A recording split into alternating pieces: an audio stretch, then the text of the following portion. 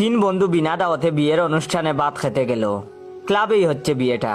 প্রথম গেইটে লেখা আছে কনে পক্ষ, আর দ্বিতীয় গেইটে লেখা বর পক্ষ। তারা কনের পক্ষের গেইট দিয়ে ঢুকলো।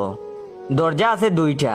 প্রথম দরজায় লেখা কনের নাম শান্তা, আর দ্বিতীয় দরজায় লেখা কনের নাম জেরিন।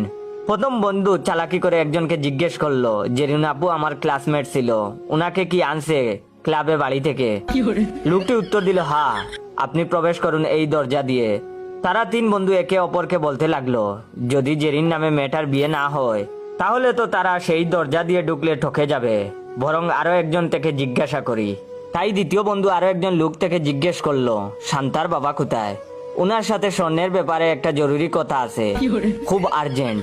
লোকটি উত্তর দিল, আপনি প্রথম গেট দিয়ে প্রবেশ করেন, সেখানে আছেন উনি।